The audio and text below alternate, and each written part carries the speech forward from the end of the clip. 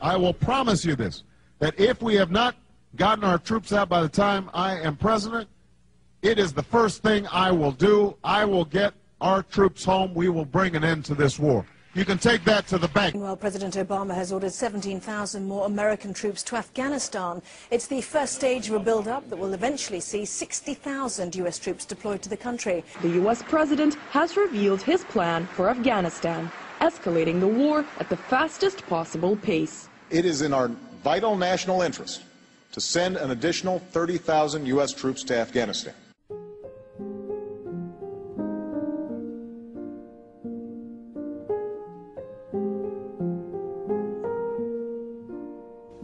When I was in Iraq, I saw the devastation that our invasion and occupation had met out upon the Iraqi people. I saw and at times participated in the dehumanization and degradation of the Iraqi people. By robbing others of their inherent dignity, by denying them respect, and by treating them as the less than human other, we ultimately robbed ourselves of our own dignity, humanity, and compassion. You roll into Baghdad, every single big apartment building is blown up. Every single apartment building in Baghdad has been broken to the ground by artillery and airplanes bombing. You cannot meet someone in Iraq who has not lost a family member. Could you imagine what we had done in America if in 9/11 everybody in America lost a family member? What would we be doing? Would we be talking about war? No, we'd be in the streets with weapons.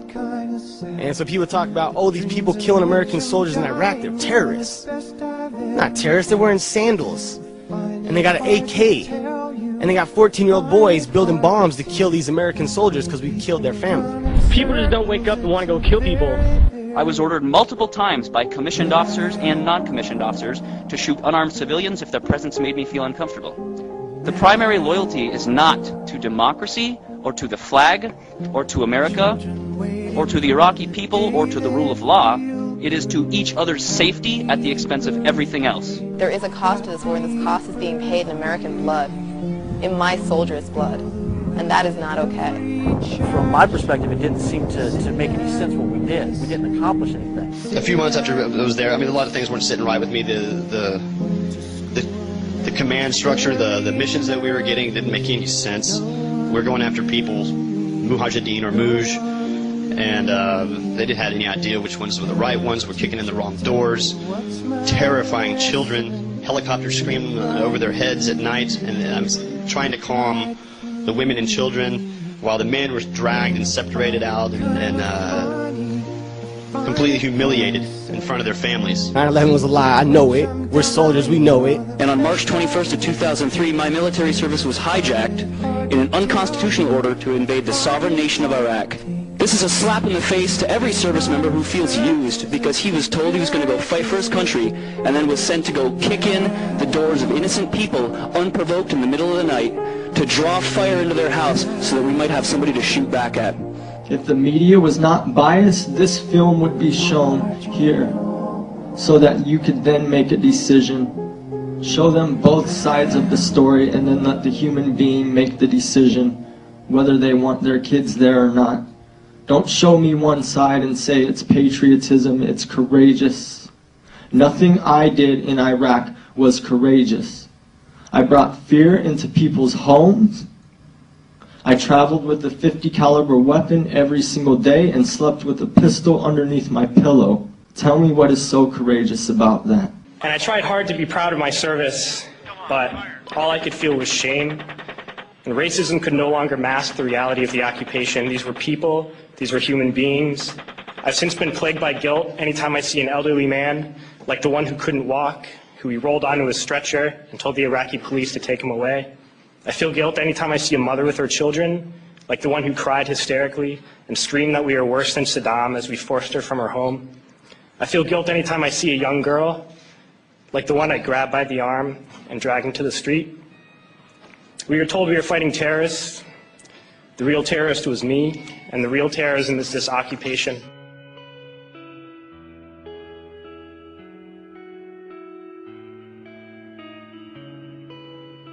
Funding the war is killing the troops.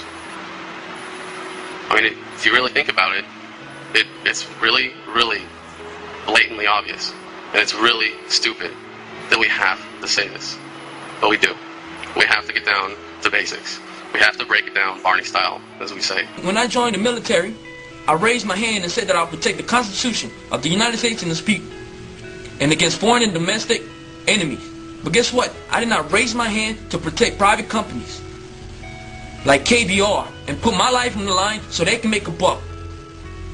When are we going to realize that people fighting in Iraq against us, they're not terrorists, they're soldiers? What would we do if somebody invaded us? I know I will pick up my weapon and fight against them. What the hell we call them? Terrorists? These people want their country back. Let's give them their country back. I won't even talk to politicians about the war, because there ain't no point in it. Democrat, Republican, they're all profiteers of war. Even lots of anti-war organizations are profiting off my brother's pain. I'm embarrassed at the state of politics in America that it's come to that. We have to talk to Congress like they're fucking children. We've got a responsibility to the honor of this country and to the honor of every man and woman who has served in Iraq and ever served in our military to not leave them with anything less than the honor that they deserve. Honor? Are you kidding me? You saying that it's an honor to die in Iraq and to fight a war that we started and we're in the wrong? You're going to tell me that it's an honor to serve in Iraq when private contractors get paid $100,000 plus and drive $60,000 vehicles inside the base while soldiers are outside the base rolling and patrolling and losing their lives? Is that honor? Are you kidding me? Those who send us to war do not have to pull a trigger or lob a mortar round. They do not have to fight the war, they merely have to sell the war. They need a public who is willing to send their soldiers into harm's way. They need soldiers who are willing to kill and be killed without question. They can spend millions on a single bomb, but that bomb only becomes a weapon when the ranks in the military are willing to follow orders to use it. They can send every last soldier anywhere on earth, but there will only be a war if soldiers are willing to fight. And the ruling class, the billionaires who profit from human suffering, care only about expanding their wealth, controlling the world economy, understand that their power lies only in their ability to convince us that war, oppression, and exploitation is in our interest. Our freedom comes from ourselves when we make the decision to speak our mind. This is well within the rights that service members have, but not very many service members know that they have. As soon as I got out of the military, I joined an organization called Iraq Veterans Against the War, which aside from calling for full immediate withdrawal of all U.S. forces from Iraq, also calls for full support and benefits for returning veterans. We have members across the country and overseas, in Germany and Iraq. Less than 4 years ago, there were 7 of us, and today there are over 1,200. Our membership has more than doubled in the past year and is continuing to grow. So we do have a resistance movement. We do have dissent within the ranks. It's happening for each one of us who goes public. There's probably 100, who are resisting quietly. Let's be brutally honest. Our leaders aren't going to end the occupation. It's going to be us that ends the occupation. Thank you. Thank you. I don't think as a 24-year-old kid I should go to jail for not wanting to kill people. I had a personal experience after one of the talks that I did with a man. He came up to me after that, and he told me he was an Iraqi man. And he said that he was from the area around Balad, and I was stationed in Balad. And I just couldn't help it. Just all of a sudden I hugged the guy. And I said that I was sorry.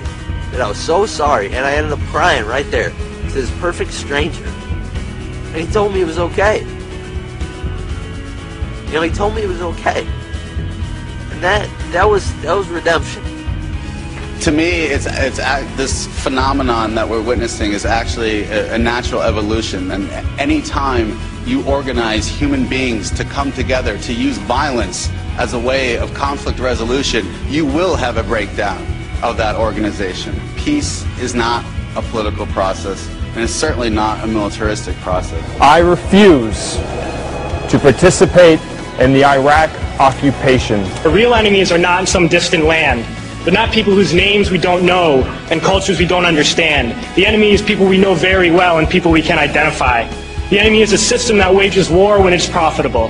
The enemy is the CEOs who lay us off from our jobs when it's profitable. It's the insurance companies who deny us health care when it's profitable. It's the banks who take away our homes when it's profitable. Our enemy is not 5,000 miles away. They are right here at home. And if we organize and fight with our sisters and brothers, we can stop this war, we can stop this government, and we can create a better world. There's a term, once a Marine, always a Marine, but there's also the term, eat the apple, F the core. I don't work for you no more.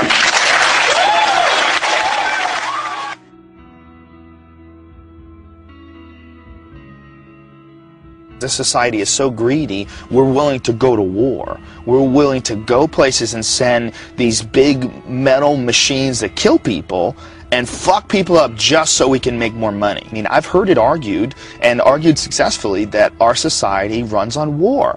You know, it runs on the domination of the other parts of the world. And literally, that's the only way you can control a gigantic chunk of the globe. You have to keep everybody down.